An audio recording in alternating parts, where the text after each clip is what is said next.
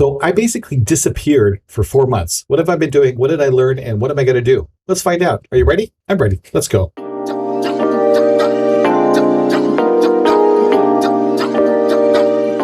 So if you just subscribe to the channel, you might not realize it, or maybe you do, but I've been MIA for the last almost exactly 4 months. January 1st is the last time I posted a video on this channel, and now it's the beginning of May 3rd. Tomorrow, May the 4th be with you, and then Cinco de Mayo. Excellent. So I thought in this video what I would do is let you know what's been going on for the last 4 months and why I haven't been posting any videos. Also let you know what I learned as a result of that. And finally, let you know what's going to happen in the future with the channel, with me, and my web design process moving forward. But if this is your first time here, you're probably wondering, who am I? Well, my name is Mark, and I'm a web designer, and I teach web design at the University of Hawaii, West Oahu. Akamai Websites is where I help new and aspiring web designer level up their professional and freelancing game with tips, techniques, and tutorials.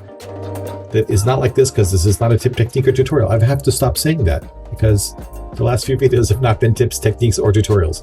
So what happened over the last 4 months? Why did I stop making videos? Well, there's a couple of reasons, one of which is the real reason, but I'm going to get to that one in a minute. In general, it's been a really busy 4 months. When I recorded that video, I was actually in California visiting my family. And since then, I came back. I've been teaching a new class that I haven't taught before at the university. And when you teach a new class, you're developing curriculum sort of on the fly a lot of the times. So it just takes a little bit of time to develop that. That sucked up a lot of times. I've also been working on 2 projects at work for 2 websites we just launched this past month, which I'm really happy about. So that's been keeping me busy. Plus a bunch of personal and family stuff that isn't really relevant to the channel, but that's also been keeping me busy. But here's the thing, those are all just excuses. That's not a reason not to be recording videos for the channel. The real reason is I've been thinking a lot recently about my approach to how I build websites, specifically websites in my job and websites for clients and just personal websites. And I realized that there are some approaches that I've been doing in the past. So I've been thinking I would like to adjust my approach to web design. And I felt really weird creating content for all of you when I hadn't really fine-tuned my approach. And I realized web design is sort of constantly evolving and changing anyway. So even if I have an approach, it's still changing naturally just as a result of technology changing. And that's okay.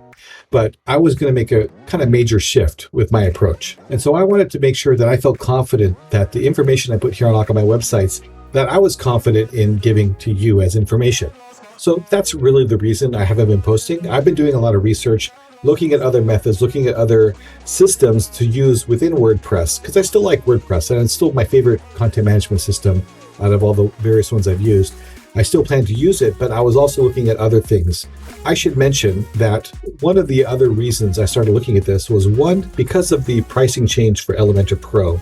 I didn't feel like it was necessarily the best way for a brand new web designer to get started, because when you first start, costs are important, costs are relevant, and you may not have the ability to pay for those. Now, of course, if you're running a business well, then you can charge your clients and absorb a lot of those costs in what you're doing.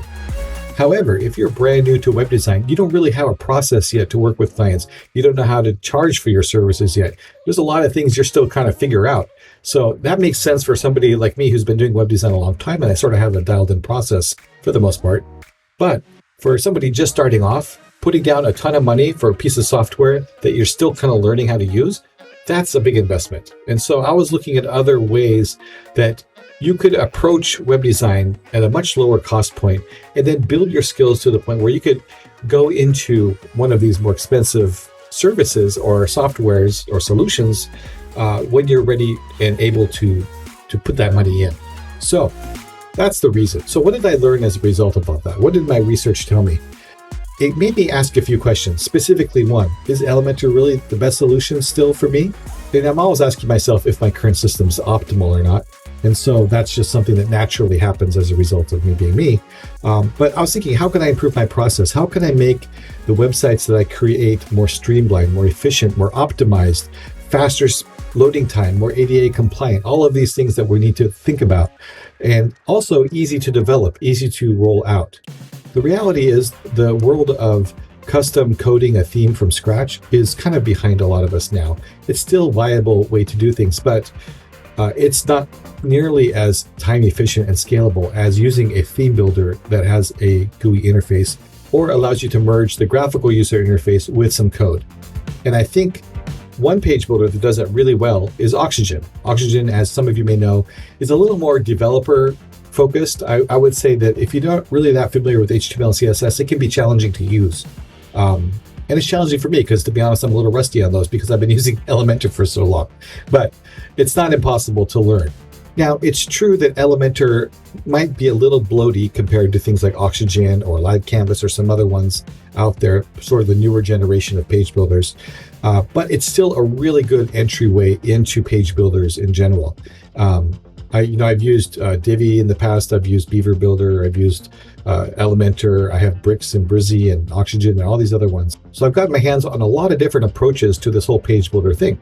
And I'm really impressed with the code that Oxygen puts out. Live Canvas puts out really clean code, amazing code.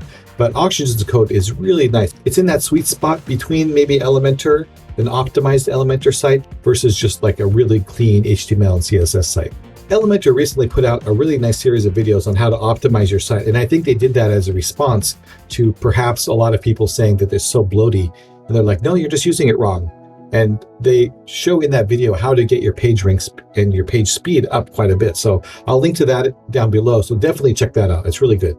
But even knowing that Elementor can be optimized to some degree, I still feel like I want to try another approach. So after a lot of research, I realized that there are two systems I'm going to really have to start using going forward.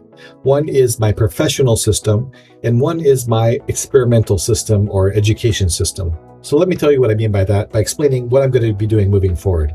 So as I said, there's two systems I'm going to be using. One is for my professional work, and this relates to both my work, my day job, as well as my freelance work that I don't really have a lot of right now, but in the future when I start doing more freelance work, when I have time for it, I will be implementing this system. And that is to use a combination of Oxygen for theme building and Gutenberg for content building. I really like the way that Oxygen plays with Gutenberg and how you can actually create editable blocks with Oxygen for Gutenberg. That's really cool. And one of the challenges for me has been trying to teach my clients how to edit content with Elementor, even with the editor role only. And then also having to teach them how to use the Gutenberg editor, because there are two different systems and it's one website. So a lot of clients probably think, why am I learning two different ways to edit a page on my website? So I really like how Oxygen and Gutenberg together allow me to create a system that is much more seamless for the clients that I'll be training in the future. So that's on the professional side. On the personal side, I still really like using Elementor. I still really like using Crocoblocks and all my extensions for Elementor that I paid a lot of money for, and all my other page builders that are really cool. And I like playing with them and I like experimenting with them because every page builder is different and some situations require certain types of page builders over other types of page builders. So I still plan to explore those, and especially on this channel, explore how to use those. Not just my professional stuff, but also I want to show you guys how I might approach using those other page builders. But since this is a site for new and aspiring web designers, I want to show you how you can get started with WordPress for a very minimal amount of money to be able to build pages out.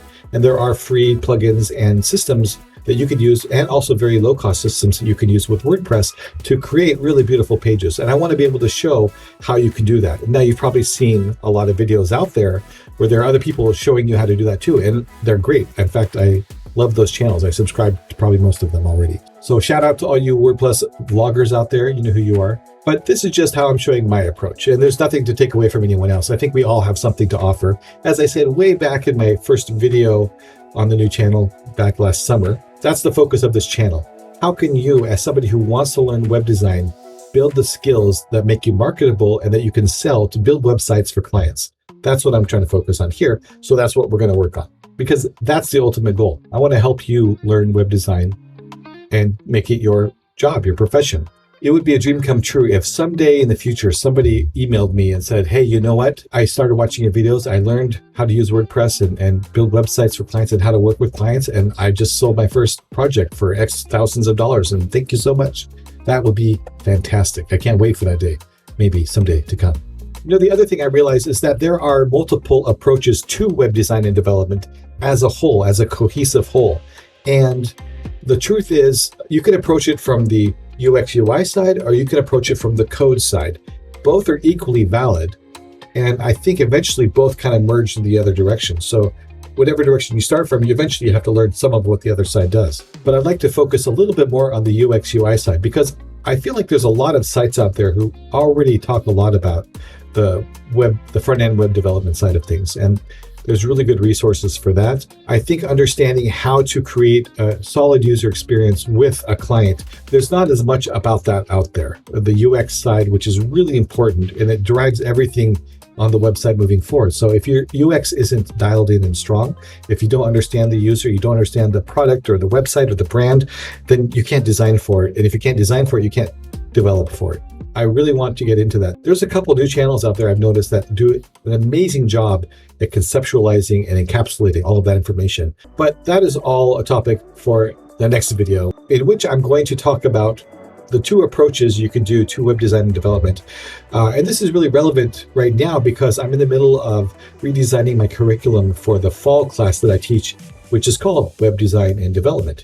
So I've been thinking a lot about this topic recently because I'm working on retooling how I teach that class and what I'm going to be teaching. So you'll get sort of a sneak peek in my approach in the next video. But until then, that's it for today. Thank you so much for listening. Thank you so much for being here. I really do appreciate it. I appreciate your patience while I've been wrangling all these issues around in my head. If you got a minute, please be sure to subscribe, like the video, etc., etc. And until next time, stay aquaman.